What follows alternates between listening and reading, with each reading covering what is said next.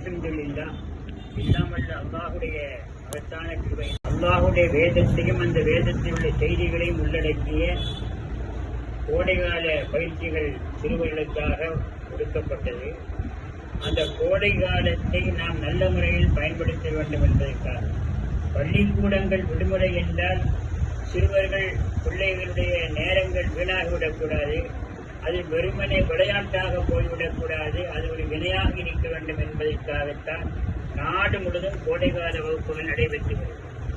இங்கே நம்முடைய அன்புமிக்க தம்பிகள் முகமது இப்ராஹிம் ஆகியவர்களெல்லாம் இந்த மகத்தான பணியிலே ஈடுபட்டு ஒரு சிறப்பான சேவை செய்திருக்கிறார்.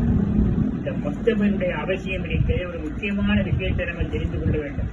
தமிழ்நாட்டிலேயே மக்தபை தழைத்து ஓங்குவதற்கு அஸ்திவாரம் அமைத்தவர்கள், அடித்தளம் அமைத்தவர்கள் நமது அதிராம்பட்டினம் பெரிய புத்துபா பள்ளிவாசலை கட்டியெழுப்பிய மகான் மகதும் சின்னையினாலப்பா ஆதி வெளியுள்ள அவரிடத்திலே அல்லாஹுடைய வேதத்தை கற்றுக்கொண்ட மாணவரும் மகானுமாகிய மன்னர் அவுரங்கசீபுடைய ஆன்மீக குருவாகிய சதக்கத்துல்லாஹ் காஹிரி ரலியல்லாஹு என்றால் அது ஆச்சரியமாக இருக்கிறது அல்லவா? ரொம்ப பேருக்கு இது தெரியாது. மொத்த தமிழ்நாட்டிலேயே இந்த மக்தபை செழித்து வளர்வது. அதனால்தான் அவர்களை பற்றி நான் ஒரு கட்டுரையில் எழுதினேன். மக்தபுக்கு புத்தியுரளித்த மகான் சதக்கத்துல்லாஹ் அவர்கள் ஒரு மிகப்பெரிய மகான் மாமேதை. காயல் பட்டணத்திலே பிறந்து கீழக்கரையிலே அடங்கி வாடும் மகான். அவர்கள் ஓதியது அதிராம்பட்டினத்தில் வந்து ஓதவில்லை. அதிராம்பட்டினத்தில் மகான் மகதும் சின்னையினாலப்பாடி வெளியிருந்த அவர்கள் கீழக்கரையிலே ஆசிரியராக உஸ்தாதாக இருந்தார்கள். இவர்கள் கீழக்கரையில் இருந்தபோது கீழக்கரையிலே வந்து இவர்கள் ஓதினார்கள். ஆக மகானவர் சதக்கத்துல்லாஹ் அதிராம்பட்டினத்திற்கு வந்து ஓதவில்லை என்றாலும் இந்த மண்ணிலே பிறந்த மகான் அங்கே மார்க்க பணி செய்த போது அவரிடத்திலே ஓதினார்கள். ஓதி அவர்கள் மிகப்பெரிய மேதையாக மாறி மதீனாவிலே அவர்களுக்கு மாதிகர சூழ்ந்து பட்டம் கொடுத்தார். மாதிகர சொன்ன ரசூலுல்லாஹை போற்றி புகழக்கூடியவர்கள். அது எங்கேயோ எந்த ஊரிலே கொடுத்தா பரவாயில்ல. மதீனாவிலே அவர்களுக்கு 17ஆம் நூற்றாண்டு சுமார் 300 ஆண்டுகளுக்கு முன்னாடி அவர்களுக்கு கொடுக்கப்பட்ட பட்டம் தான் மாதிகர ரசூல். அவர்கள் தான் மக்தபுக்கு புத்தியுரளித்தார். சின்ன ஒரு உதாரணம் பாருங்க. நம்ம எப்படி ஓதுறோம்? அலிஃபுக்கு ஜபர் ஆ, அலிஃப் ஜபர் ஆ, அலிஃப் ஜேர் இ, அலிஃப் பேஷ். இந்த ஜபரு ஜேரு பேஷ் என்பது அரபியான அரபி கிடையாது, அது உருது. அப்போ உருதுவில் உள்ள அந்த வார்த்தை நம்ம தமிழ்நாட்டு மக்தபுகளில் எப்படி புகுந்தது? யாராவது சிந்தித்து பார்க்கிறதா? உதாரணமாக எடுத்துக் கொள்ளுங்க. ஜபரு ஜேரு பேஷுங்கிற வார்த்தை நான் சின்ன பிள்ளையா இருந்து எனக்கு தெரியாது. எந்த ஊரில் எல்லோரும் அன்று முதல் இன்று வரை கேரளாவிடம் குமரி மாவட்டத்தில் எப்படி கற்றுக் கொடுப்பாங்க தெரியுமா? அலிஃபுக்கு ஃபத்தஹ ஆ, அலிஃபுக்கு கஸரி இ, அலிஃபுக்கு தம்மு உ, ஆ இ உ. ஆ இ உ என்பது பொப்பல். பொப்பல் தெரியுங்க. ஏ இ ஐ ஓ டு. இது என்ன பேரு? பொப்பல். உயிரெழுத்து. தமிழ்ல ஆவண்ணா ஏ ஐயா மாதிரி, இங்கிலீஷ்ல ஏஐ, அரபியில ஃபத்தஹ கஸரி லம்மு. ஃபத்தஹ நீட்டுவதற்கு என்ன தேவை? ஒரு அலிஃபு தேவை. கஸரை நீட்டுவதற்கு ஒரு யா தேவை. லம்ம நீட்டுவதற்கு ஒரு வாவு தேவை. ஆக மொத்தம் 3 எழுத்து. இந்த 3 பொப்படிச்சிருக்கிறே உயிரெழுத்து.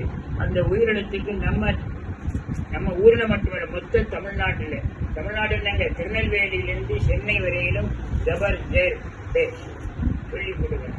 ஆனால் கேரளாவில் அப்படி சொல்லிக் கொடுக்க மாட்டாங்க. கன்னியாகுமரி ஜில்லாவிலேயே சொல்லிக் கொடுக்கும் ஃபத்தஹை கஸர் லம்ம.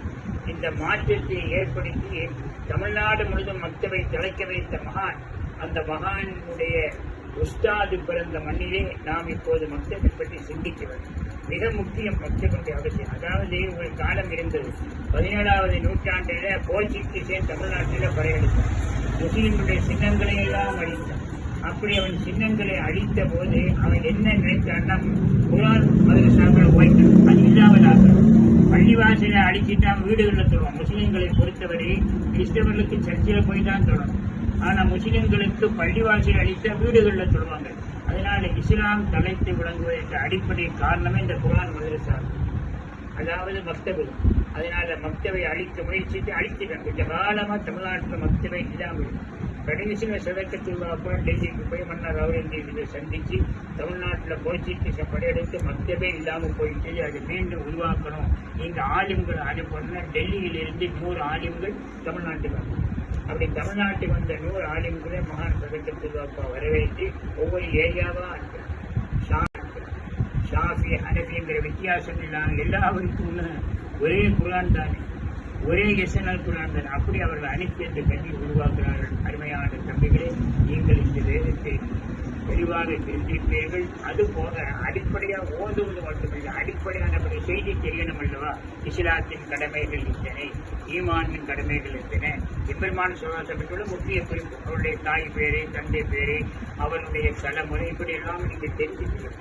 அதே போல தொழுகைக்கான கடமை உங்களுக்கெல்லாம் தெரியும். இஸ்லாம்னு சொன்னாலே எப்படி பாருங்க, ஸ்பெல்லிங் ஐஎஸ்எல்ஏம பிரித்து பாருங்க. ஐ ஃபார் இஷா, எஸ் ஃபார் சுபஹ், எல் ஃபார் குஹரு, ஏ ஃபார் ரசரு, எம் ஃபார் மகன். இஸ்லாம்னு வரிசையாக எழுதி அந்த இஸ்லாம் என்கிற வார்த்தைக்குள்ளேயே 5 பேர்.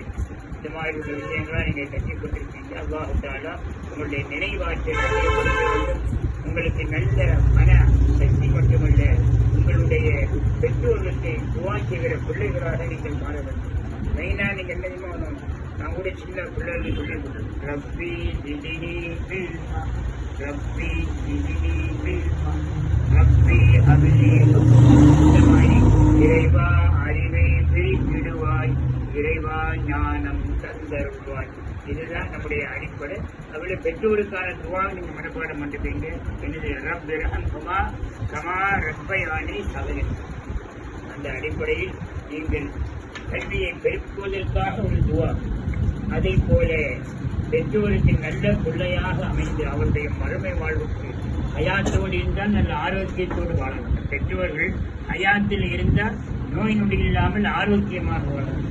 இந்த துனியாவில் இல்லைன்னா அவருடைய மறுமை வாழ்க்கை நல்லபடியாக அதுக்கு துவா செய்யக்கூடிய நல்ல பிள்ளைகளாக எல்லாம் அல்லாஹ் உங்களை ஆக்கி அருள்வானாக என குறிப்பிட்டு நிறைவு செய்கிறேன். அல்லாஹ் தஆலா 18 வருடங்களாக நடைபெற்றுக் கொண்டிருக்கூடிய இந்த மக்களை பரிபூர்ணமாக காலத்துக்கு மேலே தலைமுறையாக மாற்றி அனுப்பானாக, தொடர வைப்பானாக.